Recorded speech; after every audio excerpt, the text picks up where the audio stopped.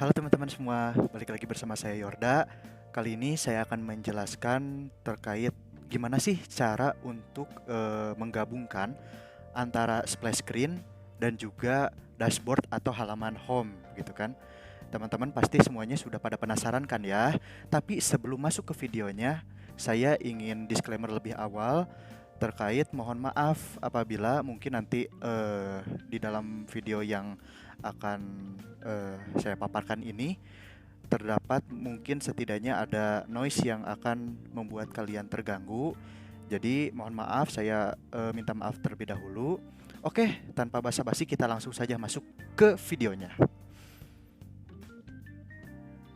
Baik teman-teman semua, kita telah masuk ke program gimana cara untuk menggabungkan antara splash screen dan juga nanti kita akan gabungkan dengan dashboard atau halaman utama gitu ya. Baik, kita langsung masuk aja ke bagian SML dari splash screen-nya itu. Splash screen-nya itu sendiri gitu ya. Terkait dengan background-nya dan juga hal lain-lainnya gitu kan ya. Di sini sebenarnya nggak ada yang terlalu wah gitu ya untuk bisa menjadi latar dari splash screen itu sendiri. Namun di sini masih ada kayak gini nih, kayak backgroundnya itu gitu ya. Background dari splash screen itu warna kuning gitu. Kemudian dengan tambahan untuk lebih menarik lagi, ditambah dengan vektor atau gambar gitu ya yang ada di kita sudah sediakan gitu ya di res, di drawable, di bagian drawable, kemudian nama dari gambarnya itu sendiri gitu ya, dari namanya gitu. Ini terkait untuk splash screen-nya itu paling hanya segini saja. Kita langsung masuk ke gimana logika untuk splash screen itu sendiri gitu ya. Kan splash screen itu kayak tampilan halaman awal yang muncul sesaat gitu kan ya, secara definisinya tuh. Gimana gitu logikanya tuh seperti apa gitu kan ya. Kita masuk ke bagian dari codingan atau logika splash screen-nya itu, yaitu di splash activity Java. Di sini itu kita sebetulnya sedikit sekali untuk menerapkan logika untuk splash screen ini. Contohnya di bagian sini. Nah, di sini hanya ada seperti halaman untuk perpindahan antara splash screen yang sudah kita definisikan terlebih dahulu gitu ya terkait variabelnya. Kemudian nanti kita kaitkan dengan halaman atau codingan logika dari dashboardnya, begitu kan ya. Di sini untuk perpindahan awalnya itu ya, untuk cara bagaimana untuk pindah, kita menggunakan tipe data untuk intent gitu ya, perintah intent dengan nama variabelnya intent sama dengan new intent, kemudian this-nya itu kan kayak splash screen-nya itu kemudian akan pindah kemana gitu kan ya, akan pindah ke main activity.class. Main activity.class ini, kelas main activity ini merupakan codingan Java untuk halaman dashboardnya, seperti itu ya. Kemudian untuk start activity intent itu merupakan suatu trigger untuk melakukan intent atau perpindahan dari splash screen nantinya ke dashboard atau halaman utama ya, home gitu ya. Finish ini untuk apa? Jadi finish ini fungsi finish ini itu adalah untuk apabila nanti pada saat kita sudah masuk ke splash screen, nanti langsung masuk ke dashboard, nanti tidak bisa balik lagi ke splash screen, seperti itu ya. Untuk codingan yang splash screen mungkin seperti itu. Kita masuk ke halaman utama, yaitu yang merupakan topik utama yang cukup berat dan panjang di activity main.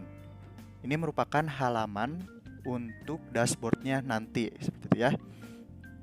Sama langkah-langkah, kemudian segala sesuatunya yang sudah terstruktur dengan rapih gitu ya di halaman dashboard ini, sesuai dengan apa yang telah diajarkan sebelumnya gitu ya, terkait dengan card view gitu ya, card view gitu. Jadi di sini tuh sebenarnya untuk backgroundnya gitu ya, dicontohkan itu seperti kayak harus di-convert gitu ya, di-convert melalui aplikasi yang lain seperti Figma gitu ya untuk membuat desainnya, kemudian tinggal kita convert ke SVG, kemudian langsung kita panggil gitu di Android Studio-nya. Namun banyak terjadi kegagalan atau banyak menimbulkan error apabila saya melakukan hal tersebut. Maka untuk mengakali hal tersebut, saya mengakalinya dengan langsung saja memberikan warna tampilan yang menurut saya setidaknya bisa menarik gitu ya, backgroundnya itu melalui background gradient yang ada di drawable. Jadi saya membuat background gradient di drawable di sini. Ya warnanya hanya seperti ini, warna biru dan juga warna kuning gitu ya, degradasi gitu, supaya nggak polos-polos amat gitu kan ya. Oke, nah di sini kita masuk ke bagian yang tentunya gitu ya, kalau misalkan kita ingin linear layout, tentunya bakal ada fungsi untuk orientationnya vertikal gitu kan ya, yang ini. Namun sebelumnya, agar kita bisa melakukan proses card view ini gitu kan ya, tentunya kita memerlukan suatu perintah seperti ini, kayak nested scroll view ini. Jadi nantinya si halamannya itu bisa di scroll gitu kan ya. Dari halaman sini gitu kan ya, sebenarnya logikanya itu berulang-ulang, kemudian di copy paste dengan di copy paste saja gitu, hal-hal yang ada di codingan yang pertama di copy paste hingga ke n, misalkan mau berapa gitu kan yang akan ditampilkan di dashboardnya gitu. Kalau saya kan di sini ada 6 gitu kan, sesuai dengan yang ada di contoh juga ya, tutorial.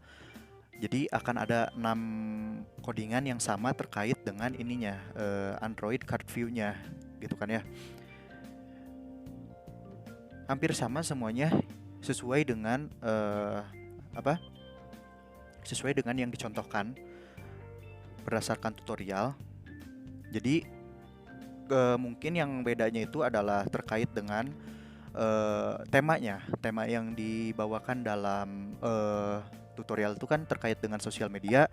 Namun saya masih melanjutkan proyek di tugas-tugas yang sebelumnya, yaitu dengan 15 Garage Shop ini gitu ya, terkait dengan toko gitu, toko untuk menjual secara online gitu. Logikanya kayak seperti itu gitu. Untuk codingan XML-nya, tampilannya sama gitu ya. Yang menjadi pembedanya itu adalah terkait dengan fitur-fitur atau menu-menu yang ada di 15 Garage Shop ini gitu ya. Yaitu adalah ada di sini terkait dengan nama barang gitu ya. Nanti kan di 15 Garage Shop itu ada nama barangnya apa gitu kan ya, yang disediakan di 15 Garage Shop gitu ya. Walaupun masih belum bisa diklik gitu ya, masih dalam bentuk image view, masih belum kayak image button. Namun mungkin kedepannya bisa diklik dan menjadi proyek yang lebih baik lagi gitu ya. Kemudian yang kedua ada quantity gitu kan. Setelah nama barang, kemudian ada kuantitinya ya, kuantitasnya mau berapa sih, yang barang yang kita ingin beli itu pengen berapa gitu kan ya. Kemudian di sini ada unit price yang ketiganya itu, harganya itu per unitnya itu berapa gitu harganya, apakah 5.000, 10.000 dan lain sebagainya. Oke, selanjutnya selain ada unit price, kemudian ada total harga. Setelah kita mengisi gitu ya, logikanya tuh kayak kita memilih barang apa namanya, kemudian kayak ada kuantitasnya berapa yang mau kita beli, kemudian nanti harga per unitnya berapa, kemudian nanti total harganya berapa gitu kan ya. Yang muncul nanti ada gitu fiturnya, tapi nanti menyusul gitu ya. Kemudian ada juga yang di bawahnya itu terkait dengan metode pembayaran, sama dengan e-commerce lainnya kayak ya pokoknya banyak gitu ya. E-commerce metode pembayarannya mau apa gitu kan, apakah bisa mungkin melalui OVO, kemudian melalui Alfamart, Indomart dan lain sebagainya bisa gitu ya. Kemudian yang terakhir ada alamat pengirimannya gitu. Alamat pengirimannya kemana gitu kan? Isi alamatnya sesuai dengan alamat user gitu ya. Jadi mungkin terkait untuk tampilan halaman dashboard hanya sekian gitu ya. Jadi untuk tampilan logikanya sendiri itu kan secara berlapis-lapis terdapat banyak layout gitu kan. Sesuai dengan tutorial, jadi banyak nggak hanya satu layout saja gitu untuk membuat tampilan semenarik ini gitu. Bisa dikombinasikan menjadi dua, misalkan di dalam suatu linear layout ada relative layout, kemudian ada layout apa lagi gitu di dalamnya gitu kan, seperti ini gitu kan ya. Agar mendapatkan tampilan seperti ini perlu kombinasi antara linear layout yang ini dan juga relative layout yang nanti ya bisa dikombinasikan sehingga bisa membentuk tampilan seperti ini gitu kan ya. Kemudian ada grid layout masih di dalam linear layout gitu ya. Grid layout gitu. Kemudian di sini ada card view, inti dari permasalahan untuk dashboardnya gitu kan. Tampilan-tampilan yang bisa membentuk kotak kecil seperti ini gitu ya, gitu. Ada di sini semuanya. Dan ini ada 1, angka 2, angka 3 dan seterusnya itu merupakan urutan dari kolom 1 baris 1, kolom 2 baris 1 dan seterusnya gitu ya sampai yang ke-6. Semuanya sama, tinggal di copy paste karena tentunya bakal teratur dengan linear layout ini gitu kan ya. Kita lihat terus ke bawah seperti apa. Nah, mungkin seperti itu untuk terkait dengan codingan XML dari tampilan dashboardnya. Kita akan masuk ke bentar, kita lihat dulu di main activity-nya. Oh, nggak ada yang apa kayak logika untuk terkait dengan halaman home, karena memang akhir dari halaman tampilannya itu emang di halaman home gitu. Masih belum ada progres selanjutnya gitu untuk dikembangkan proyek ini. Ini terkait yang tadi sudah saya sebutkan terkait dengan background XML-nya, karena saya masih belum bisa gitu mengatasi error-error yang ada terkait dengan convert SVG ya, SVG yang ada misalkan melalui Figma, Adobe gitu ya, dan lain sebagainya. Masih terdapat error gitu yang masih saya belum bisa di-solve gitu ya, diselesaikan. Jadi saya mengidekannya dengan cara seperti ini gitu, background gradient gitu ya, hanya menampilkan, mewarnai background dari tampilan dari home-nya, dashboard-nya gitu kan ya.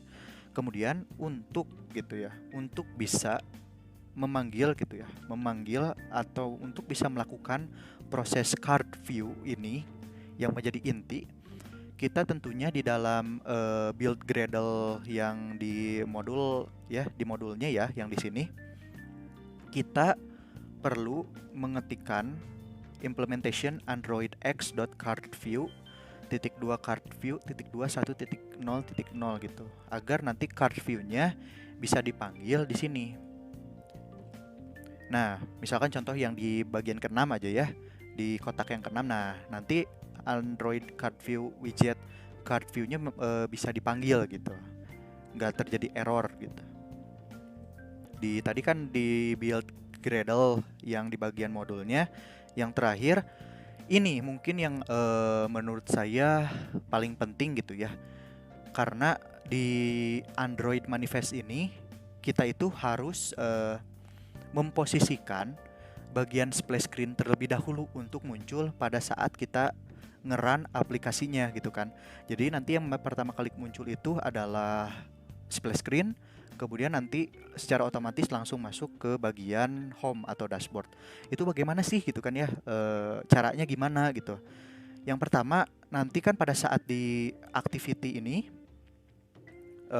template-nya default ya, berdasarkan tampilan yang sudah disediakan oleh Android Studio. Namun saya kayak menghapus bagian intentnya dulu. Jadi nanti intent filternya itu ada di activity yang ini. Nah, jadi yang ini mah yang ini tuh hanya sebagai untuk defaultnya, tapi intentnya dihapus. Namun yang ini merupakan suatu logika untuk tampilan splash screen itu tampil lebih dahulu di awal sebelum home dan atau dashboard gitu ya. Nah, di bagian sini. Jadi kan di sini ada activity Android name splash screen gitu kan. Splash screen ini nantinya kan berdasarkan codingan dari sini gitu kan. Ini XML-nya gitu. Kemudian ada style splash theme-nya kayak gimana gitu kan. Exportednya true. Kemudian nah ini untuk intent atau perpindahan secara otomatis antara splash screen dan juga home ada di manifest. Jadi sebelum di run aplikasinya, jangan lupa gitu kan, ada beberapa hal penting terkait agar splash screen dan juga dashboard atau home itu bisa digabungkan menjadi kesatuan dan saling sinkronisasi gitu ya. Banyak hal-hal penting kayak ada Android manifest, kemudian jangan lupa ada build Gradle-nya ini ya gitu kan ya. Codingannya gitu ya yang harus diisinya. Ya mungkin hanya seperti itu terkait penjelasan dari codingannya. Tidak ada yang perlu dijelaskan lagi gitu ya.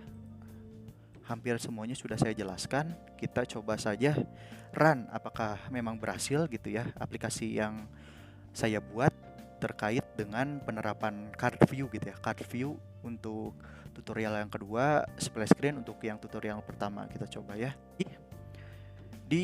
Saya menggunakan virtual device-nya gitu ya, emulatornya itu Pixel 4 XL yang API-nya itu 30.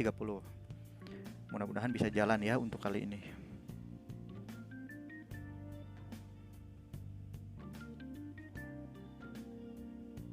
Nah, teman-teman sendiri sekalian sudah melihat tadi splash screen dan juga halaman dashboardnya sudah sinkron, sudah bisa digabung sesuai dengan penjelasan-penjelasan codingan saya sebelumnya gitu kan. Berarti proyek ini alhamdulillah setidaknya sudah mencapai kriteria tertentu dalam lulus gitu ya, sudah tuntas gitu, sudah bisa di scroll gitu ya sampai bawah gitu kan.